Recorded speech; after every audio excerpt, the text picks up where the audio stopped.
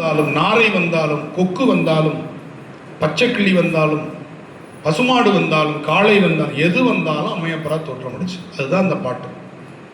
மிகப்பெரிய ஒரு இந்த சமரசம் என்று சொல்லக்கூடிய எத்துணையும் பேதமுறாது. இதுதான் வள்ளலார் பின்னாடி சொன்னார். எத்துணையும் பேதமுறாது எவ்வுயிரும் தம்முயிர் போல் எண்ணி உள்ளே ஒத்து உரிமை உடையவராய் உவக்கின்றார். யார் உண்மையிலேயே உள்ளத்தால் அதுக்கு உரிமை கொடுக்கிறாரோ அவர் உள்ளம்தான் எம்பெருமான் நடம்புரியும் இடம் என தெரிந்தேன். சிவபெருமான் எங்கடா நடராஜரா இருக்கிறாருன்னு பார்த்தா, யார் எல்லா உயிரையும் சமமா மதிக்கிறானோ அவன் உள்ளத்துலதான் நடராஜருடைய சிதம்பரம் இருக்கிறது.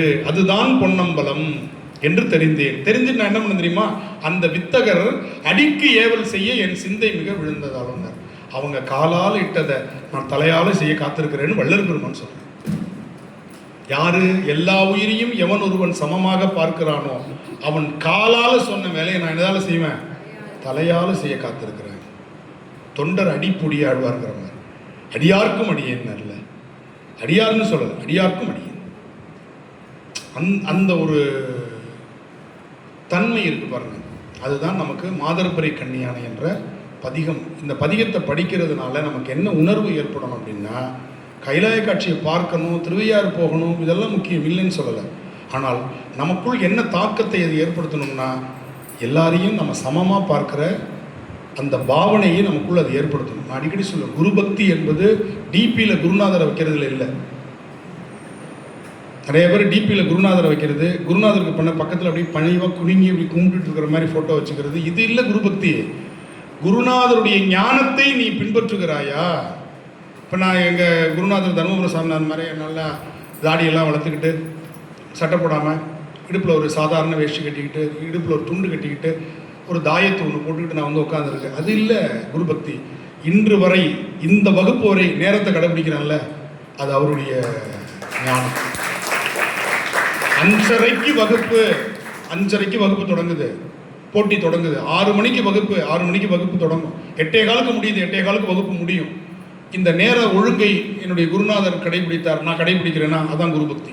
நான் சரியா செய்யறேன்னு அர்த்தம். நான் கோவிலுக்கு போகாத நாள் உண்டு, சாப்பிடாத நாள் உண்டு, ஆனால் பாடாத நாள் இல்லவே இல்லை. ஏன்னா என் குருநாதர் பாடாத நாளே கிடையாது. அவர் தினமும் பாடினார். நான் இன்னைக்கு வரையும் எந்த ராஜா எந்த பட்டணம் போனாலும் சரி, ஜுரமா இருந்தாலும், காய்ச்சலா இருந்தாலும், படுத்த படுக்கையா இருந்தாலும், எதை பத்தியும் கொலை பண்ண பாடாத நாள் எனக்கு கிடையாது. ஆனால் கோவிலுக்கு போகாத நாள் எத்தனையோ நாள் இருக்கும். டெய்லியும் கோவிலுக்கு போக முடியும். ஆனால் பாடாமல் ஒரு நாளும் நான் கடந்ததே கிடையாது. என்னுடைய குருநாதர் எனக்கு சொல்லிக் கொடுத்தது இதுதானே தவிர டிபியில் வைக்கிறது இல்லை. சீசனலுக்கு இது மாதிரி நம்ம மாற்றி மாற்றி டிபியை மாற்றுறதுல இல்லை. என்னைக்காவது என் டிபியில் குருநாதரை பார்த்துருக்கீங்களா? பார்த்துருக்க மாட்டீங்க.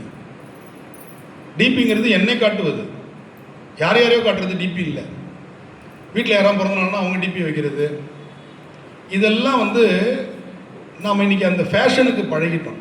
குருநாதர் மாதிரியே நம்ம வந்து ட்ரெஸ் பண்ணிக்கிறது, குருநாதர் மாதிரி நம்ம திருநீர் பூசிக்கிறது, குருநாதர் மாதிரி உத்ராட்சம் போட்டுக்கிறது, இது இல்லை. இது புற அடையாளம். குருநாதர் உடைய அக அடையாளமாக இருக்கக்கூடிய ஞானத்தை நாம் எந்த அளவிற்கு புரிந்து கொண்டு இருக்கிறோம், இதுதான் முக்கியம். கடைசி வரையும் செல்போன் இல்லாமல் இருந்தார் எங்கள் குருநாதர். அவரை நீங்கள் தொடர்பு கொள்ளணும்னா கடைசி வரையும் கடிதம் மூலமாக தான் தொடர்பு கொள்ளணும். நீ முடியுமா? நான் வந்து இப்போ இதில் தான், இது உங்களுக்கு எப்படியோ, எனக்கு இதுதான் வந்து பொன்னம்பலம், மின்னம்பலம். 8000 சொச்சம் பாட்டி இதில் தான் நான் ரெக்கார்ட் பண்ணேன். எனக்கு இதுதான் கடவுள். என்னை பொறுத்தவரையில் செல்பேசி என்பதும் கொரோனா என்பதும் எனக்கு கொடுக்கப்பட்ட வாய்ப்புன்னு நான் எடுத்துக்கிட்டேன். பொன்னம்பலத்திலிருந்து மின்னம்பலத்தில் கொண்டு வந்துட்டோம்ல, அது கொரோனா பீரியடில் தான் கொண்டு வந்தோம். கொரோனா மற்றவங்களுக்கு எப்படியோ இல்லையோ, எனக்கு அந்த கொரோனா பீரியட் தான் தவப்பொழுது. வீட்டில் சும்மா இருந்தால் நான் பைத்தியம் முடிச்சு போயிருப்பேன். என்னால் பரபரப்பாக ஏங்கி ஏங்கி சும்மா இருந்திருக்க முடியாது. அந்த நேரத்தில் யூடியூப் பண்ண ஆரம்பித்து, அந்த நேரத்தில் ஒவ்வொரு பதிகமாக நான் பாடி போட்டது தான், 3 வருடத்தில் போட்டது தான் இன்றைக்கி இந்த புத்தகத்தில் நம்ம பண்ண முடிச்சுது. இன்றைக்கி நான் பாடி இன்றைக்கி போட முடியுமா? 2020லேருந்து 2022 நான் பாடிய பாடல்கள் தான் இப்போ என்னால் போட முடியுது. என்னைக்கு விதைச்சதோ தான் பின்னாளில் அறுவடை செய்ய முடியும். அன்றைக்கே விதைச்சி அன்றைக்கே அறுவடை செய்ய முடியாது. அதனால் குரு பக்தி அப்படின்னா நான் சொல்கிறது, நீங்கள் யாராச்சும் அது மாதிரி டிபியில் வைக்கிறீங்க, இதெல்லாம் நான் யாரையும் குறிப்பிட்டு சொல்லலை. யாரையும் நான் மனசு கும்பிடுற மாதிரி சொல்லலை, உங்களை நான் அறிவுறுத்துகிறேன், நீ அதை வச்சுட்டு போ. ஆனால் அவங்களுடைய ஞானத்தில் நாம் என்ன பெற்றிருக்கிறோம், அவங்களுடைய நல்ல பண்புகளில் நாம் எதை கடைபிடித்து கொண்டிருக்கிறோம். நான் சொல்லுவேன், அந்த காலனி விடுறதுலேருந்து என்னுடைய ஒழுங்கு ஆரம்பிக்கும். ஒரு செருப்பு இங்கேயும் ஒரு செருப்பு அங்கேயும்லாம் நான் காலனி விடவே மாட்டேன். அதிலிருந்து என்னுடைய ஒழுங்கு ஆரம்பிக்கும்.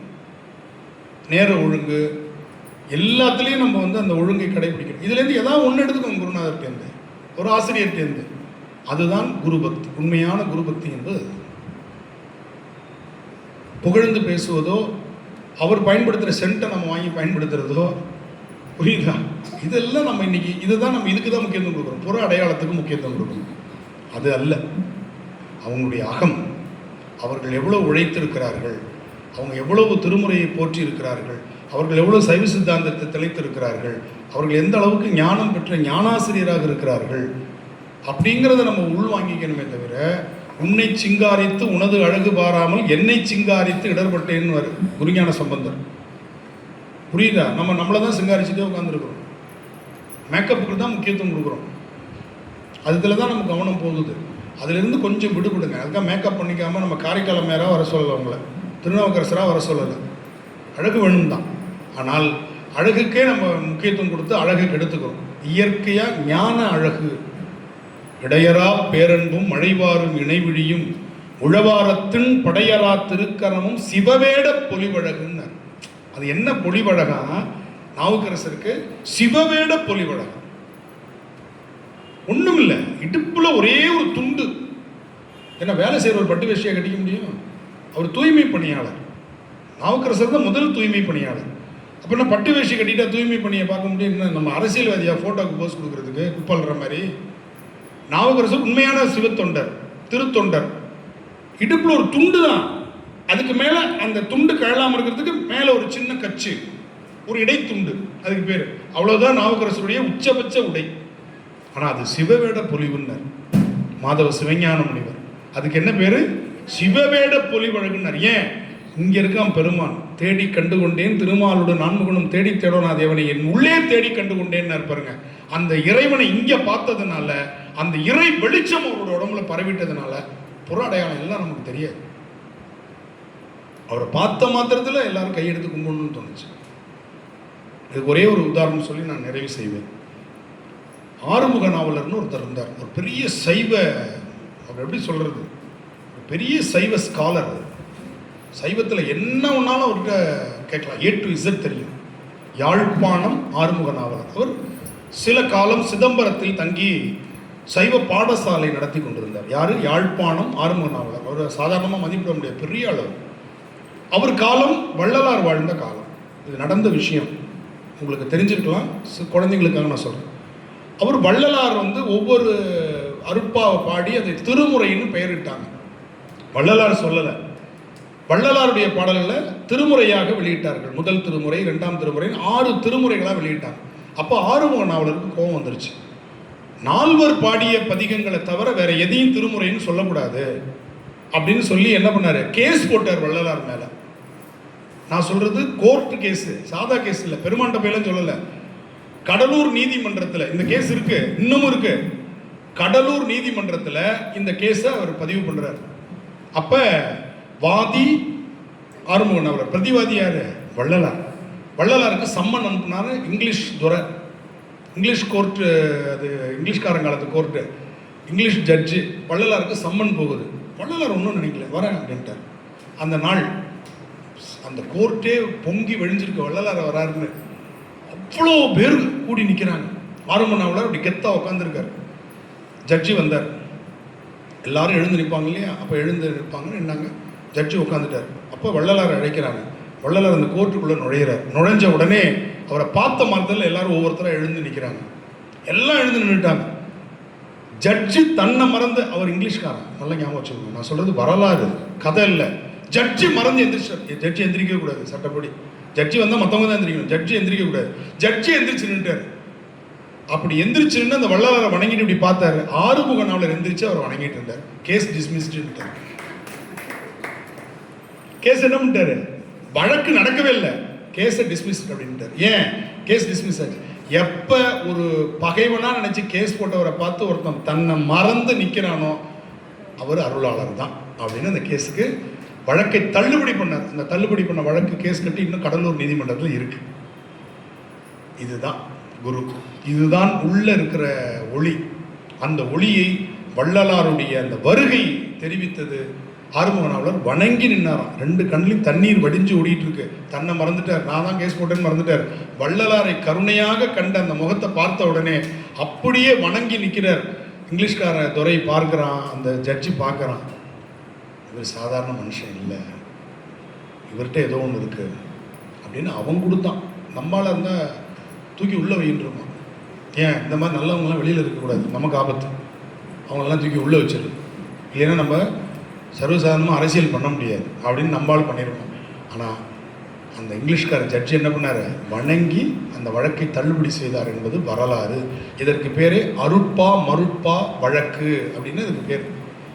மருட்பான்னு என்ன, அதெல்லாம் மருட்பா, அருட்பா கிடையாதுன்னார். அருட்பா மருட்பா வழக்குனே பேர். நீங்கள் வள்ளலார் வரலாறு எடுத்து படித்து பாருங்கள். தொழுவூர் வேலாயுத முதலியார் இந்த கதையை எழுதியிருக்கார், இந்த வரலாற்றை எழுதியிருக்கார்.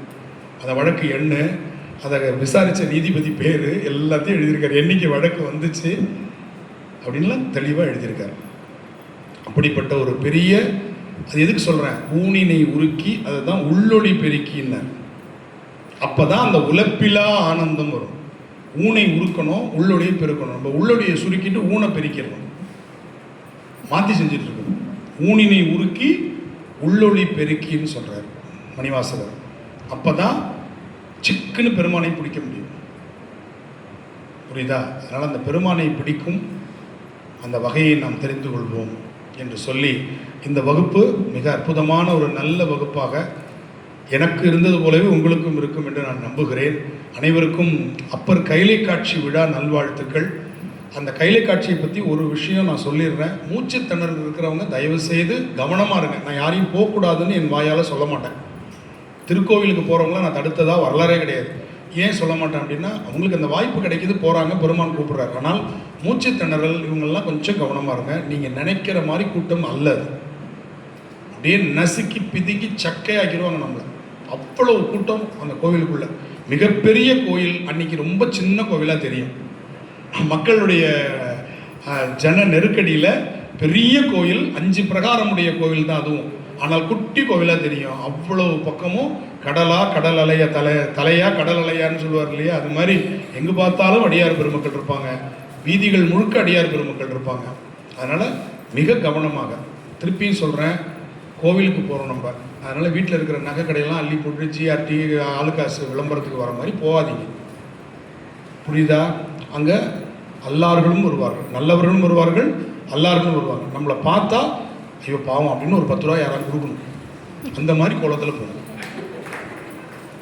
பாவம் ரொம்ப ரொம்ப இதாக இருக்குது, நாங்கள் ஐயா வச்சுக்கோங்க 10 ரூபா, சரி அப்படின்னு சொல்லி கோவில் உண்டியில் போட்டு சாமி விட்டு வந்து, இதனால ஒன்றும் நமக்கு தெரியும். அப்படி நம்ம தோற்றம் இருக்கணும்.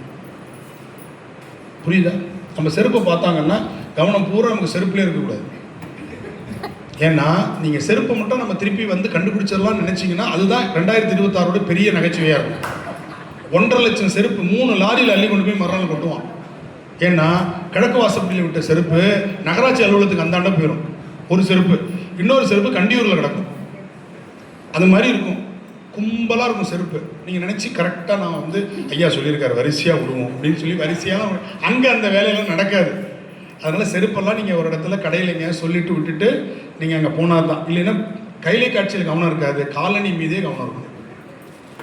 இல்லைன்னா செருப்பை நம்ம கொண்டு போடுறோம்ல, அந்த செருப்புக்கு பக்கத்தில் ஐயோ பாவம் இவ்வளோ கொடுமையான செருப்பு போடுறாங்களேன்னு யாராவது அவங்க செருப்பை கழட்டி போட்டு போகணும் நம்ம பக்கத்தில்.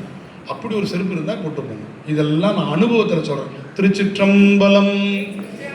தென்னாடுடைய சிவனே போற்றி, எந்நாட்டவர்க்கும் இறைவா போற்றி, காவாய் கனகத்திரளே போற்றி, கைலை மலையானே போற்றி போற்றி. மகிழ்ச்சி. சரியா நம்ம 8:15 முடிச்சிட்டோம். பத்திரமா எல்லாரும் மழைக்கு முன்னாடி வீட்டுக்கு போயிடுங்க. மழை வர மாதிரி ஒரு